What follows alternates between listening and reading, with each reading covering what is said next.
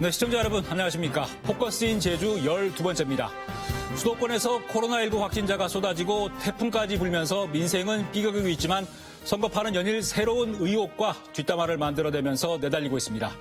다음 주 추석 민심을 조금이라도 더 잡아야만 선거 판세가 유리해질 수 있기 때문에 정치인들의 행보도 더 바빠지고 있습니다. 포커스인 제주 오늘은 추석 민심을 겨냥한 지역 정가의 움직임을 정리해보고 후반부엔 사회적 거리두기 4단계 적용 이후 또 위기를 맞고 있는 관광업계 실태를 짚어보겠습니다.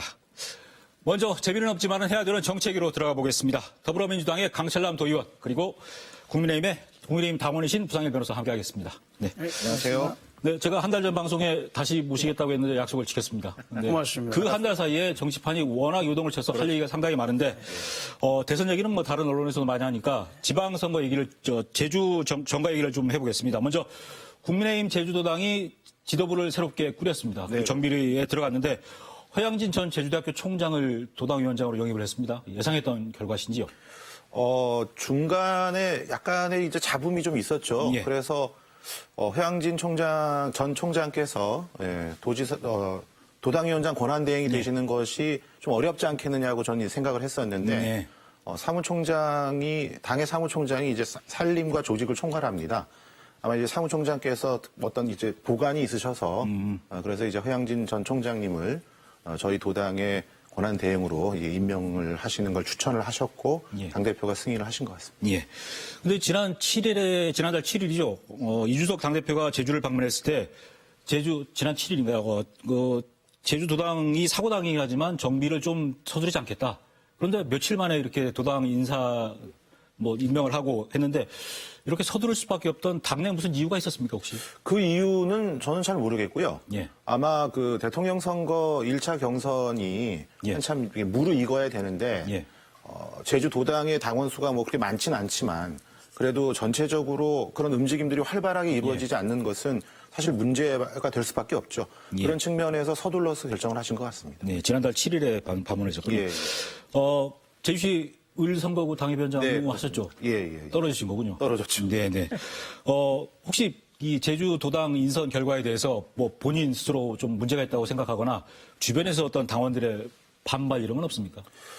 제가 굉장히 이제 주의 깊게 들을 수밖에 없었던 예. 지적이 하나 있었습니다. 지금 허양진 권한대행과 관련된 부분이었는데 그분이 이제 문재인 정부가 출범할 당시에 자문위원이셨던 것 같습니다.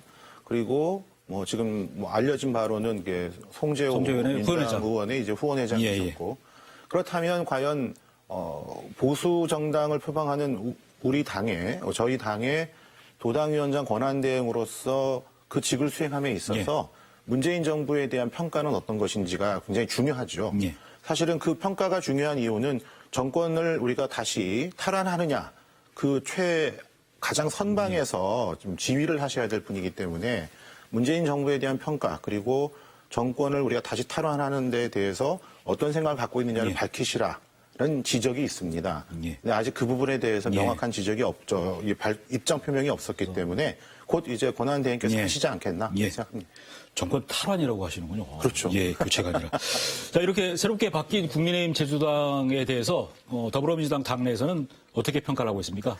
무섭다 아니면 긴장한다 어떻습니까? 상대 당이라서 저희가 크게 할 부분은 없는데요. 예. 일단은 저희가 볼 때는 직무정지 이후에 어떤 발전을 위한 잠시 멈춤이 아니었겠나. 그 이후에 빨리 수습되는 걸 보면서 역시 내공이 있는 당이 아니겠느냐로 생각이 들고 저희 입장에서도 건강한 상대역, 견제자 역할이 있어서 우리 당과 같이 해서 같이 발전하는 방향 또는 그런 걸 기대하고 있습니다. 내심 도당 정비가 좀 늦어져야 되면 지방선거에 유리해진다고 생각은 안 하셨습니까? 저희는 당원 모집이라든지 경선 과정이 이미 들어갔기 때문에 그 과정은 이미 지났다고 보입니다. 최근에 더불어민주당 제주도당이 당원이 상당히 많이 늘었습니다. 네, 늘었습니다. 내년 도지사 출마 후보군들도 아주 치열하고 도의원들도 치열하게 당원 모집을 하고 있는데 10,000명 입당 기자회견도 했고요. 이렇게 당원 모집을 하시는 이유가 뭡니까? 갑자기인 것 같은데. 예, 우리 당의 당원 당부에 따라 가지고 도지사 선거라든지 도의원 선거에 당원이 예. 어떤 차지하는 비율이 상당히 높습니다. 도의원 같은 경우는 당원이 의견이 100% 예. 이 참여가 되기 때문에 그래서 당원 모집이 같은 시기에 많이 이루어지고요. 예. 또 대통령을 지지하는 각 진영에서 선거인단 모집과 관련해서 이렇게 모집이 됐기 때문에 상당히 많이 늘어나게 된 것입니다. 예. 예. 뭐 누구는 24,000명, 누구는 13,000명, 누구는 10,000명, 그중에 3,000명은 어느 도의원 거 뭐 이런 소문들이 바닥에 나 있거든요. 황철남 의원께서도 당원 모집하고 계시죠? 예, 저도 예. 살짝 했습니다만 예. 경선 지역은 예. 아닙니다. 근데 그 중복된 예. 아마 인원이 예. 있을 거고요. 그 과정에서 전부 다 걸러지면 예. 뭐 이렇게 살짝 숫자는 좀 줄어들지 않을까 이렇게 예. 예상을 하고 있습니다. 자, 그리고 국민의힘이 그 대선 예비후보 1차 컷오프를 해서 11명을 8명으로 압축을 했습니다. 다행히 원희룡 전 지사가 포함이 된 것 같은데 네. 순위가 공개되지 않았는데 윤석열 후보나 홍준표 후보나 서로 내가 1위다 이렇게 얘기를 하고 있을 것 같습니다만 결과에 대해서 어떻게 보십니까? 결과는 예상했던 것 예. 같습니다. 이렇게 다만 이제 저는 개인적으로 그 저희 당이 이제 공을 들여서 영입을 한 그 뭐 장성민 전 의원이 계신데 이분이 이제 DJ의 적자다는 말을 들을 만큼 이 저희 당의 결하고 좀 다른 모습을 갖고 계셨다가 예. 저희 당으로 이제 영입이 되신 분이죠. 근데 이분도 이제 대통령 후보로서 예비 후보로서 당내 경선을 참여하셨는데 이분이 좀 8강에 들지 못하셨어요. 예. 그러니까 저희 당의 이제 변화된 모습의 척도 중에 하나로 충분히 이제 가치가 있는 그런 후보라고 저는 생각을 했는데 8강에 들지 못한 게 좀 아쉽습니다. 예. 어떻게 보십니까? 예, 저희가 볼 때는 뭐 우리 당의 경선 체제에 들어가서 예. 크게 관심을 안 가졌습니다. 4강이 아니기 때문에 그리고 예. 뭐 당연히 예상했던 대로다. 예. 그리고 우리 지역의 원희룡 전 지사도 뭐 당연히 들어갈 것이야 저희는 판단하고 있고요. 4강에 이렇게 선정되는 거를 이렇게 지켜보면서 저희는 뭐 대응할 생각을 하고 예. 있습니다. 예. 원희룡 전 지사가 몇 위 했을 거라고 보십니까? 저요? 예. 저는 뭐 4위, 5위 중에 하나였을 거라고 생각합니다. 예. 그 어제 제가 인터넷 기사들 보니까 제목에 원희룡 전 지사 이름이 없이 나오는 기사들이 대부분이더라고요. 그래서 아이고, 4등 안에 매일경제에는 이게 딱 4강에 나와요. 예, 알겠습니다. 이제 또 국민의힘이 다음 달 8일에 8명을 4명을 압축하는 2차 컷오프를 예, 하는데 예, 예. 그동안에 TV토론을 상당히 많이 하거든요. 이제 원희룡 예. 전 지사가 말씀을 잘 하시니까 강점을 좀 부각하면서 예. 변화가 있을 것 같은데 2차 컷오프 4명으로 줄이는 데는 어떻게 들어갈 수 있다고 보십니까, 그러면? 예, 저는 최근까지도 부정적이다. 예. 좀 힘들 게 아닌가라고 생각을 하는데 최근 뭐 최재형 전 감사원장의 어떤 캠프도 해체하고 예. 여러 가지 저희가 예상하지 못한 행동을 보이는 거를 봐서 원희룡 지사가 4강 안에 들 확률이 점점 높아지고 예. 있다라고 저 판단하고 있습니다. 4등이나 5등 왔다 갔다 하고 있다 이렇게 보시면 네, 그렇게 보고 지금 뭐 소위 말하는 뭐 윤석열을 포함한 빅3 예. 그 이후에 한 자리가 될 가능성이 점점 높아지고 있다. 예. 저는 그렇게 판단하고 있습니다. 어떻게 보십니까? 우선은 이제 당내 경선 과정에 2강이 있고 예. 그다음에 3중이 있었거든요. 그 3중에 한 사람으로 이제 원희룡 전 지사가 평가가 예. 되고 있는데 3중 중에 한 분이 우선은 약으로 지금 내려가고 있는 추세인 것 예. 같아요.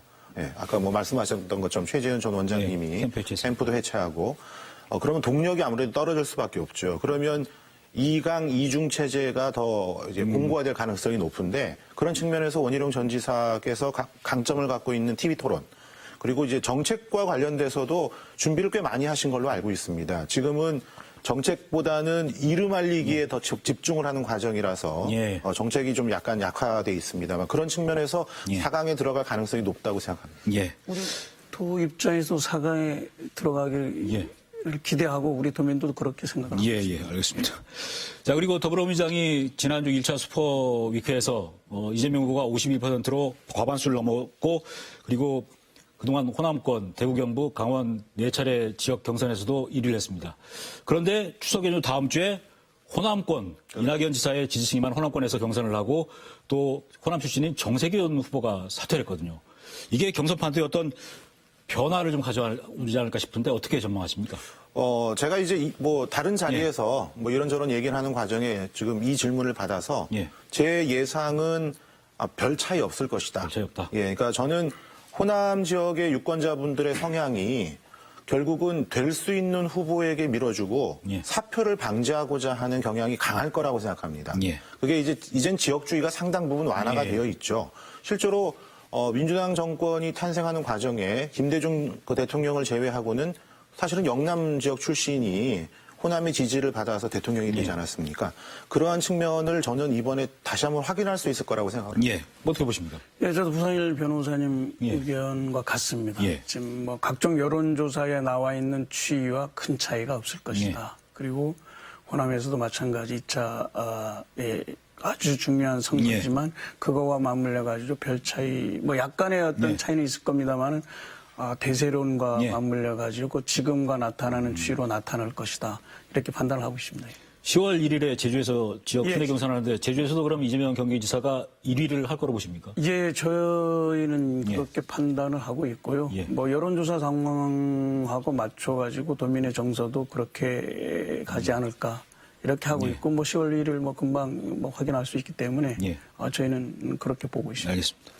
자, 그리고 국민의힘 경선은 아주 보는 재미가 있으셨습니다. 홍준표 후보가 지지율이 이제 6주, 7주째 계속 상승하면서 윤석열 후보를 뭐 앞서는 여론조사도 나오고 있는데 얼마 전 이 프로그램에 홍준표 후보가 출연했었거든요. 그래서 추석 연휴를 기점으로 무야홍, 무조건 야당 후보는 홍준표 이게 현실이 될 거다 했었는데 어떻게 전망하십니까?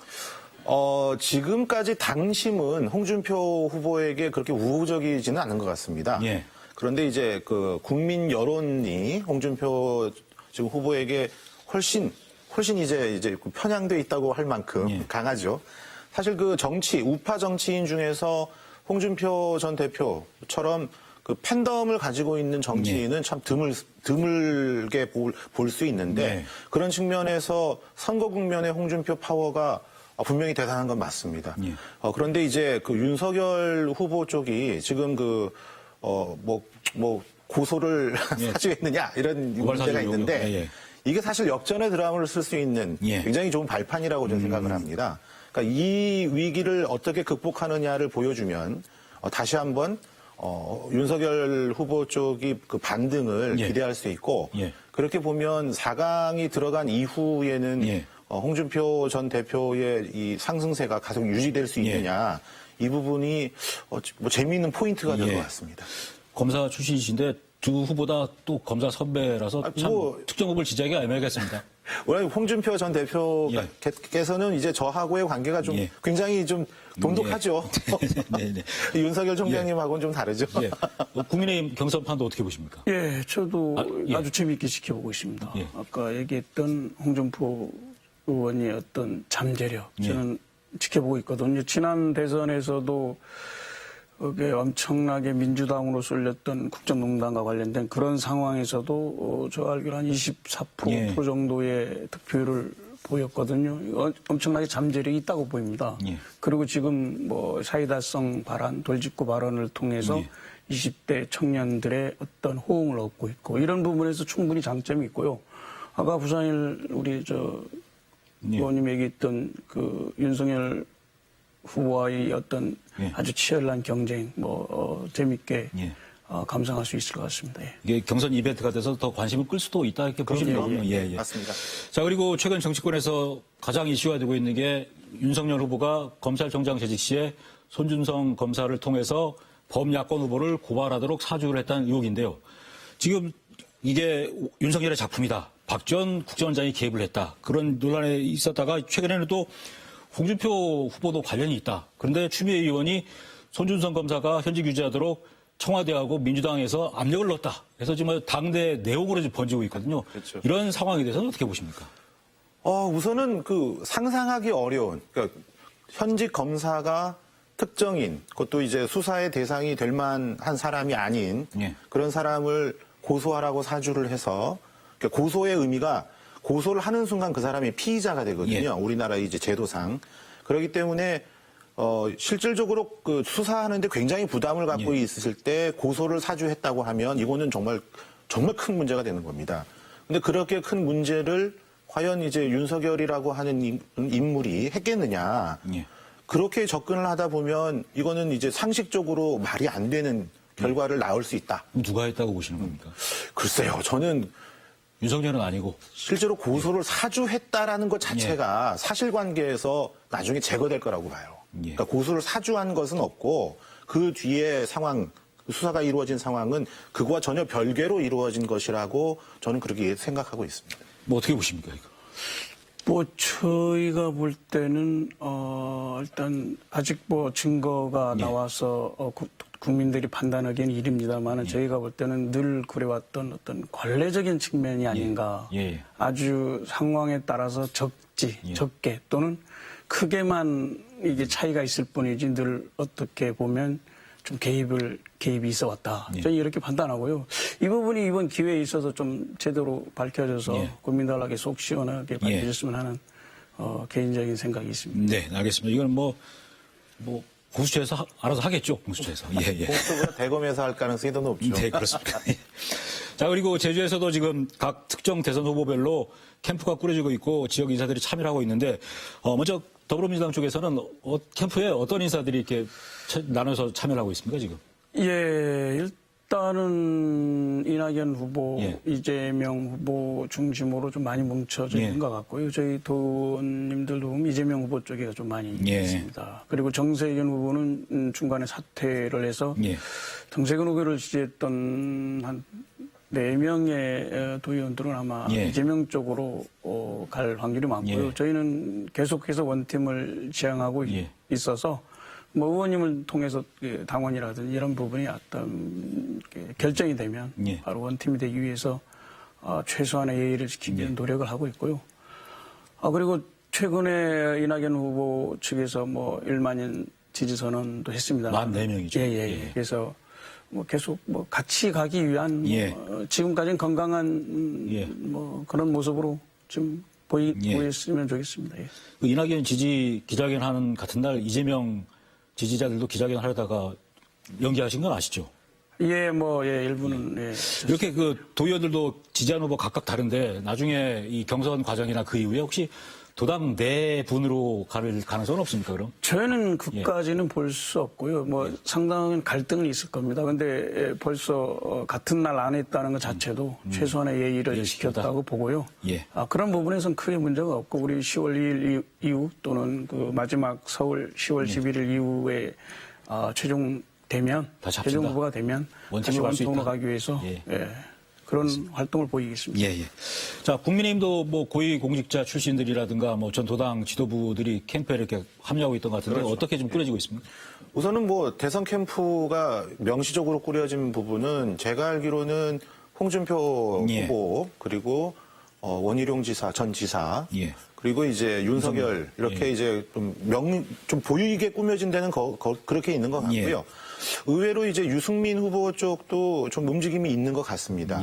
그리고 이제 다른 후보분들 중에는 최재형 전 감사원장 이쪽도 움직임이 있긴 있는데 요새 좀 많이 좀 줄어든 것 같고.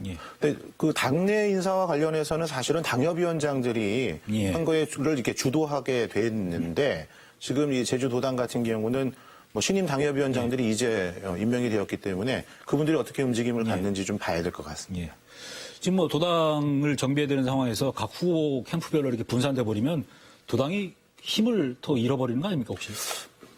그런 측면이 없진 않습니다. 그래서 이제 기존의 그 체제를 변화를 시킨다는 것이 선거 국면에서 변화를 시키는 건 굉장히 위험한 그러니까 어떻게 보면 이제 리스크를 안고 하는 것이죠.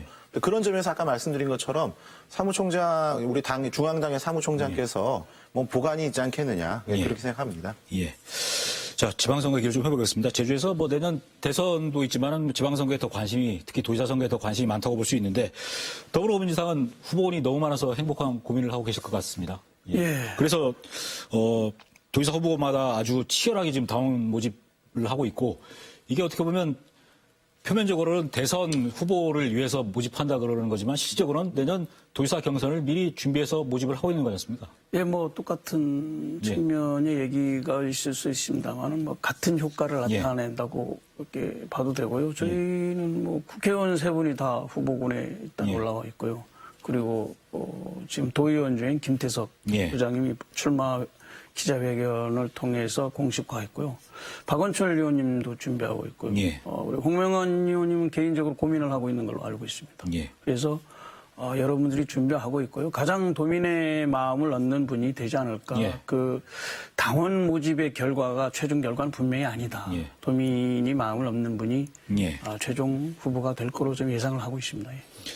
지금 민주당 아까 말씀하신 것처럼 국회의원 3명이 다 지금 후보군으로 예. 거론이 되다 보니까 지금 유상권 의원 같은 경우에는 이재명 캠프의 공동 상황실장으로 들어가 있고 오영훈 후보는 오영훈 의원은 이낙연 후보의 최측근으로 지금 분류가 되고 해서 국회의원들마다 지금 지지하는 후보가 다 나뉘거든요. 그래서 민주당 도지사 후보가 경선으로 가는 게 아니라 대선 주자가 누가 되느냐에 따라 전략 공천이 될 수도 있다. 이런 얘기가 나오고 있는데 어떻습니까? 예, 뭐 일부 그런 얘기도 있습니다. 근데 뭐 저희 당 입장에서도 최소한의 당원 당구를 지켜야 되기 때문에 예. 그런 부분에서 의미를 둬서 해석을 했으면 좋겠고요. 우리 위성군 의원은 처음에는 정세균 의원님을 지지하다가 이제 이재명 의원 쪽으로 일단 좀 옮겨왔고요. 우리는 일단 국회의원들이 앞에 서서 대선 승리를 위해서 노력하고 있다. 이렇게 봐지고요.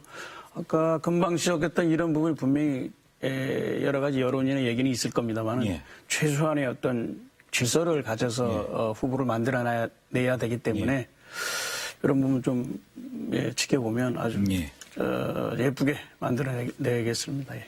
여론조사에서 한 1위하고 2위 차이가 한 20% 정도 나게 되면 전략 공천할 수도 있지 않겠습니까? 근데? 그럴 가능성은 분명히 있습니다. 그런데 지금 현재는 대선이 먼저이기 때문에 지방선거에 관련된 얘기는 중앙당이라든지 우리 도당 입장에서 하기는 어렵고요. 일단 대선에 집중하는 모습입니다. 예.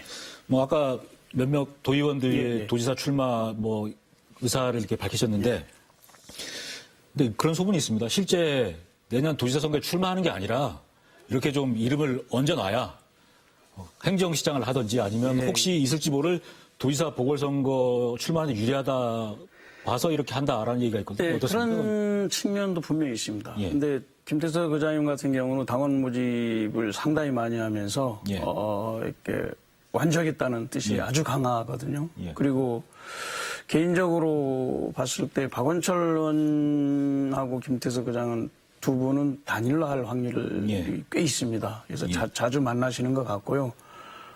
조금 전에 얘기했던 홍명환 의원은 개인적으로 좀 상당히 고민하는 부분이라서 마지막까지 지켜봐야 될 것 같고요.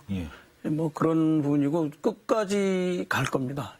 끝까지 가고 뭐 그 다음에는 또 이제 본인들이 역할에 따라 달라질 수는 있겠습니다. 예, 알겠습니다. 자, 국민의힘은 사실 두드러진 도지사 후보군이 없는 상황입니다. 그래서 혹시 원희룡 전 지사 때처럼 중앙당에서 유명인사, 저명인사를 전략공천에서 내려보낼 가능성은 없습니까? 뭐 우선은 그 가능성이 별로 없다고 생각합니다. 그 이유가 제가 알고 있는 유명인사, 저명인사가 없습니다. 그리고 이제 더 중요한 부분이 사실은 아까 우리 민주당 쪽의 그 상황도 말씀을 하셨지만 저는 내년 대선에서 저희 당이 만약에 정권을 다시 찾아왔다. 그러면 현직 국회의원은 아무도 안 나올 거라고 전 자신 있게 얘기합니다. 그게 무슨 뜻이냐 하면 민주당의 여러 이 도지사 후보들이 지금 도민들한테 많이 각인되는 이유는 그분들이 현역 정치인이기 때문에 그렇다는 것입니다. 그리고 대선에서 그 결과가 본인들에게 유불리한 것을 따질 수밖에 없을 것이고 국회의원직을 버리고 출마하겠다는 사람은 저는 없다고 생각하는 겁니다. 그리고 저희 당 같은 경우에는 아까 얘기했던 거하고 똑같은 결과를 또 갑니다. 무슨 뜻이냐 하면 대통령 선거에서 우리가 승리를 했다. 그러면 원래 그 현역이 그 자리를 지키고 있는 곳이 아닌 경우에는 이런 정치적 상황이 되었을 때, 그러니까 우리가 우리 당에서 대통령 선거를 이겼을 때 하고 졌을 때를 염두에 두면 졌을 때는 현역 의원이 아닌 경우 나올 수 있는 그런 힘을 갖고 있는 사람이 없어요. 이겼을 때는 반대가 되는 겁니다. 이겼을 때는 어떤 사람을 전략적으로 도민들의 마음을 얻을 수 있느냐를 잘 판단해서 우리가 이제 뭐 후보로 모시게 되면 그럼 충분히 가능성이 있다고 생각을 하는 겁니다. 내년 대선에서 승리하면은 지금 더불어민주당 국회의원 3명은 출마를 안 할 것이고, 안 할 가능성이 굉장히 그리고 전략 공천할 가능성이 있다. 그렇죠. 그리고 그런 점에서 사실 지금 도의원분들이 도지사를 도전하시겠다고 하는 것이 민주당 입장에서는 여러 가지 경우의 수를 염두에 두고 있을 때 굉장히 좀 아까 말씀하신 행복한 고민이 될 수 있어요. 근데 저희 쪽은 대선 외에 다른 방법으로 도지사를 이길 방법이 있겠느냐 했을 때 이게 쉽지 않습니다. 그 도지사 후보가 내년 대선 이후에 결정이 되는 건가요? 예, 대선 이후입니다. 대통령 당선자가 아마 결정을 하게 될 가능성이 높죠. 예, 알겠습니다. 물리적인 시간도 부족합니다. 그리고 허양진 전 제주도총장이 지금 도당위원장 권한대행으로 들어와 있는데 그냥 당만 와서 정비하고 자리만 지키라고 영입은 안 했을 것 같습니다. 혹시 내년 지방선거나 국회의원 선거 같은 데 출마를 염두에 두고 있는 건 아닌가요, 혹시? 제가 알고 있는 바로는 출마를 염두에 두고 지금 권한대행을 맡으신 거는 아닌 것으로 확실하게 알고 있습니다. 다만 이제 그 허양진 전 총장께서 권한대행을 맡게 되시는 과정에서 그분이 이런 그 본인의 이제 그 소신을 밝히셨나 봐요. 본인께서 제주의 보수의 재건, 즉 지금 보수가 많이 위축되어 있는데 이것을 이제 재건하고 이번 대선 승리를 이끌기 위해서 노력하겠다. 이게 이제 주된 이유였고 나머지 다른 이유가 있는 것은 듣지 못했습니다. 혹시 허양진 총장 어떤 그 도당위원장의 어떤 정치 진입 저희가 볼 때는 출마할 가능성이 높다고 보고 있습니다. 일단 개인적으로 정치에 일정의 관심이 있어 왔고요. 그 송재원이 후원회장은 그 교수님들과의 사이에 친해진 관계로 관례적으로 맡은 걸로 보고요. 일단 저희 당 정서는 아닙니다. 그래서 제대로 국민의힘에 들어간 것 같고요. 아까 뭐 보수의 제가 얘기했지만 뭐 능력도 있는 분이고요. 일단은 저는 나올 수 있다. 이렇게 판단하고 있습니다. 자, 그리고 그동안 그 도지사 선거에서 뭐 한나라당, 새누리당 쭉 거쳐서 국민의힘 계열에서 계속 승리를 해왔거든요. 그런데 민주당에서는 이번에는 우리가 도지사 선거에서는 이길 거라고 얘기를 하고 있습니다. 국민의힘에서는 내년 선거도 또 계속 승리할 수 있다고 자신하시는지요? 자신합니다. 자신하는 근거는 이번 대선에서 저희가 이길 것이기 때문에 그래서 이제 내년 지방선거도 결국 도민의 우리 제주 도민의 마음은 늘 우리 그런 얘기하죠. 정치와 관련해서는 제주도에서 누가 되느냐가 전국적인 이 결과와 똑같이 이어진다고 그런 측면에서 볼 때 대통령 선거에서 저희 당이 승리를 하면서 도지사 후보에 대한 뭐 올바른 선택이 있을 것이고 그리고 이제 도지사 선거에서도 승리할 것이다 이렇게 생각하고 있습니다. 네, 알겠습니다. 뭐 양당 도당위원장들이 제주대학교 교수 출신이라서 교수 출신 위원장들이 어떻게 당을 꾸려가는지도 좀 재미있는 볼거리가 될 것 같습니다. 자, 마지막으로 이제 추석 연휴입니다. 추석 민심을 잡아야 되고 그리고 내년 설 민심을 잡아야 내년 대선 지방선거의 주도권을 잡을 수 있을 것 같은데 뭐 도당 차원이든 각 후보 캠프 차원이든 어떤 전략이 필요하다고 보십니까? 일단 도민이 마음을 움직여야 된다는 뭐 이렇게 당원 몇 명 모집한 그런 의미가 아니지 않습니까? 그래서 도민이 아픈 곳이 뭘까? 지금 어떤 계층의 분이 어떤 분들이 제일 많이 아파할까? 그 아픈 마음을 달래기 위해서 우리가 정책적으로 어떻게 다가설까? 정치적으로 어떻게 다가서서 정책화할 것인가? 이런 고민을 통하고 자꾸 이렇게 소통하면서 이렇게 하면 또 그런 부분에서 의미를 부여받고 도민의 마음을 얻지 않을까? 이렇게 생각을 하고요. 이번 추석절이 그런 부분에서 한번 의미 있는 시간이 되지 않을까? 이렇게 생각을 하고 있습니다. 바빠지시겠네요. 맞습니다. 어떤 전략 필요하다고 보시는지요? 우리 제주 같은 경우에는 지난 시기를 돌아봤을 때 서로 반목과 질시가 굉장히 심한 여러 가지 정치적 문제들이 있었습니다. 이번 대통령 선거만이 아니라 제주의 정치 환경 자체가 그렇게 반목과 질시가 됐던 것을 어떻게 통합할 것이냐라는 측면에서 그 노력을 해야 될 거라고 생각하고요. 그런 측면에서 아까 우리 강철래 의원께서 말씀하셨던 것처럼 누군가 소외된 사람들을 보듬어주는 정책이 필요합니다. 그런데 그 소외된 사람을 보듬어주는 정책을 표현을 할 때 소외되지 않았다고 지금까지 소외되지 않았던 사람과 소외된 사람이 또 하나의 또 대결 구도로 가는 그러한 얘기는 이제 더 이상 안 나왔으면 좋겠어요. 이번 추석은 그런 측면에서 다들 어려운 상황의 추석을 맞는 것이니 서로 보듬어 줄 수 있는 그런 모습으로 우리 정치인들이 도민들에게 다가갔으면 좋겠습니다. 내년 두 개의 선거가 있다 보니까 정치인들한테는 아주 바쁜 추석 연휴가 될 것 같습니다. 오늘 말씀 잘 들었고요. 양 당의 대선 후보가 결정되는 한 11월 초쯤에 다시 모셔서 시즌 3를 한번 해보도록 하겠습니다. 좋습니다. 네, 오늘 예, 감사했습니다. 감사합니다. 예, 고맙습니다. 네, 고맙습니다.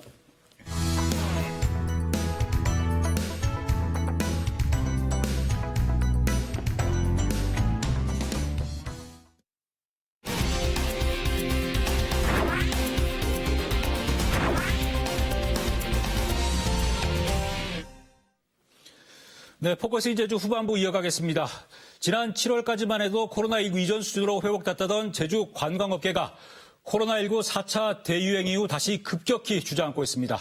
코로나 팬데믹 속에 관광업계가 어떻게 버티고 있는지 제주도 관광협회 김남진 본부장과 얘기 나눠보겠습니다. 네.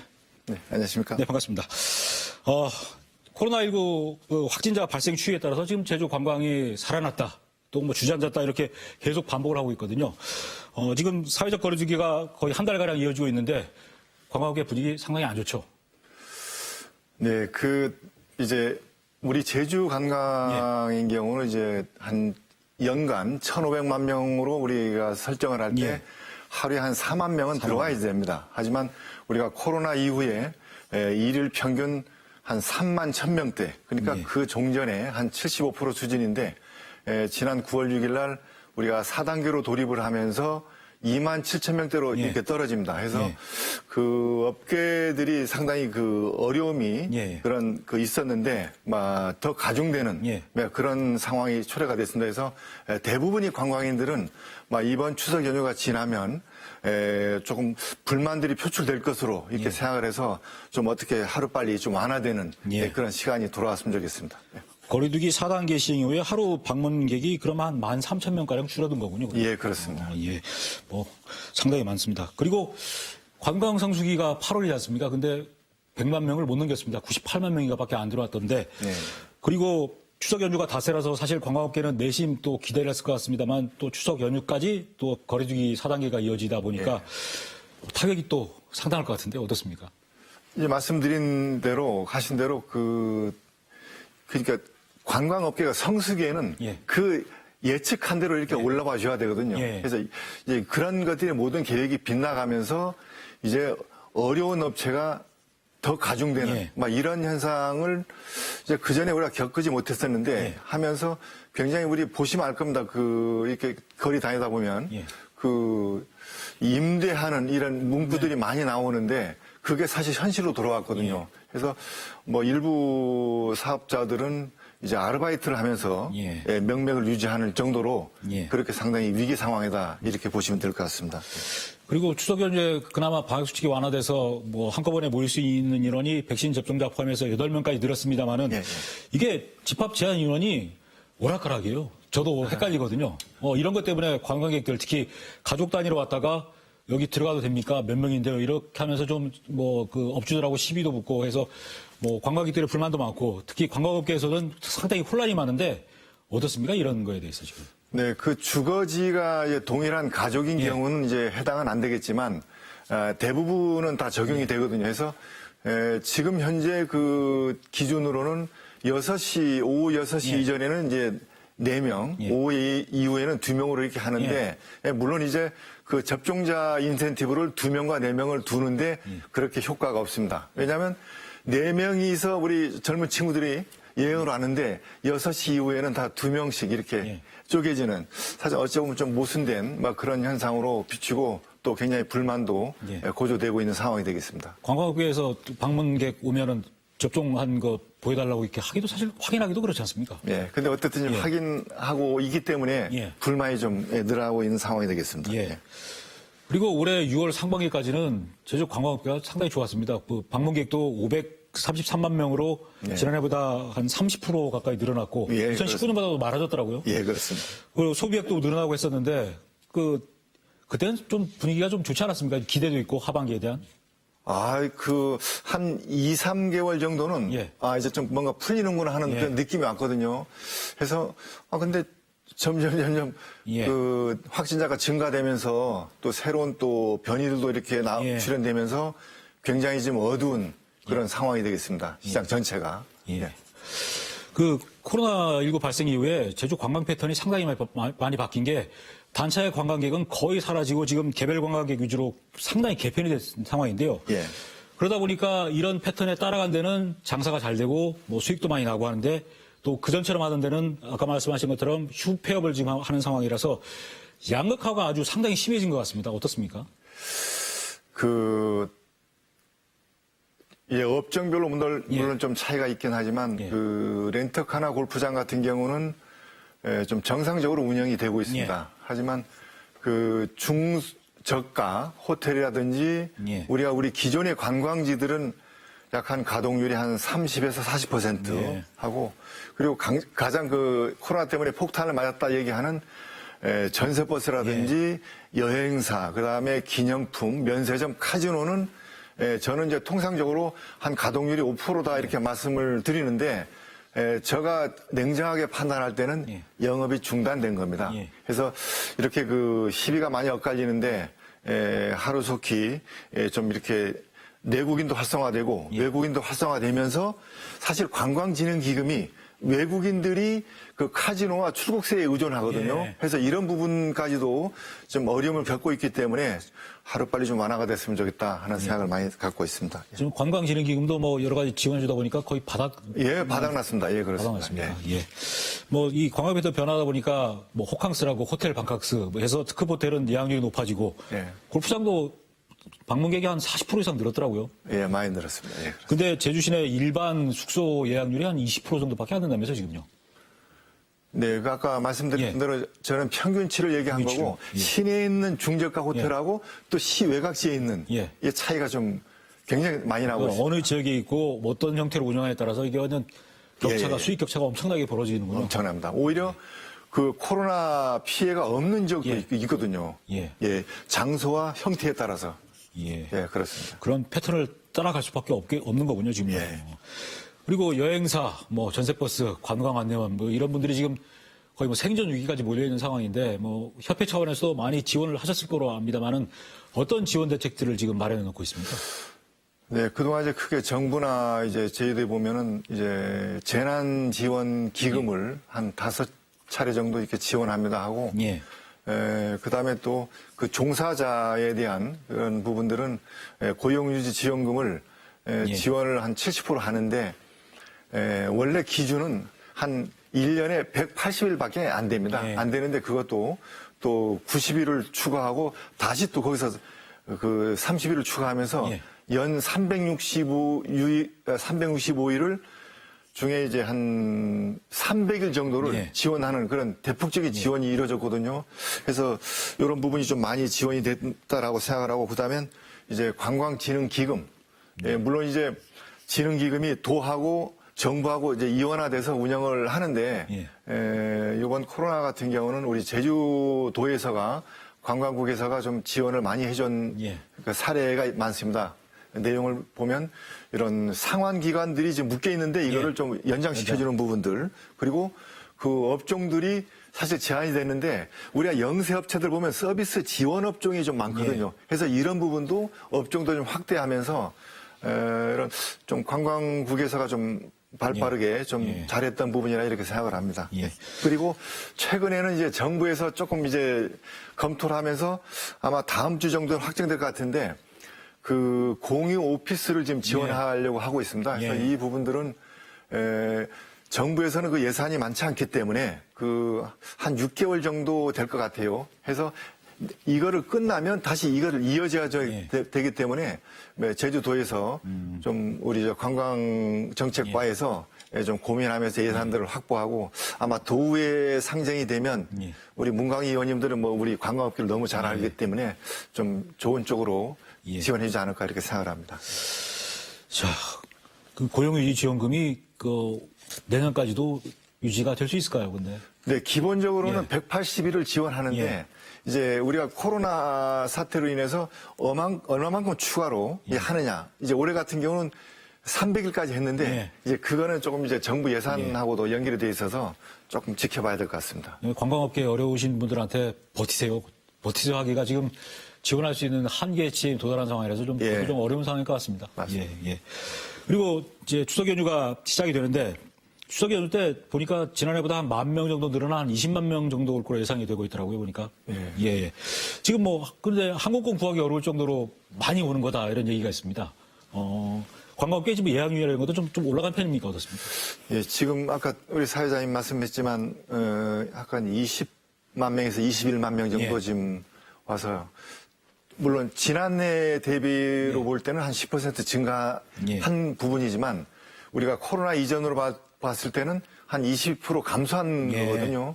그래서 그 항공 예약 부분은 지금 내일부터 연휴가 시작되는데 예.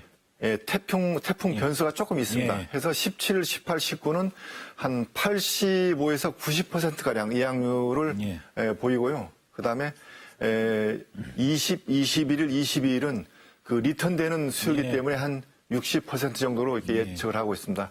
예, 다만 이제 관광 호텔 같은 경우는 아까 우리 예. 얘기했던 그런 등급별로 지역별로 이렇게 막 다르다 보니까 예. 좀 편차가 있겠지만 대략 한 40에서 60%로 예약률을 보이고 있습니다. 예. 최근에 수도권에서 코로나19 확진자가 최다 발생할 정도로 좀 확산세에 있다 보니까 수도권의 확진자가 제주로 대거 들어오게 되면 또 제주에서 그나마 좀 안정세인 코로나19 확산세가 또 발생하는 거 아니냐 이런 우려가 있거든요. 이런 부분에 대해서는 지금 어떻게 대응 준비를 하고 계신가요? 이 우리가 방역이나 계도 부분은 사실 올해 우리 그 도청의 관광국이 컨트롤 타워가 돼가지고 양행정시의 그 진흥과라든지 예.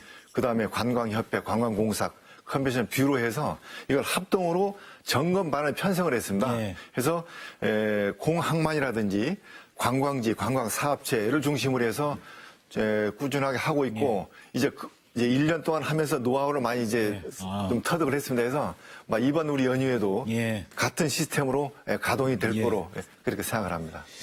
관광업계에서는 손님도 유치해야 되고 방역도 해야 되고 참 더 힘든 것 같습니다.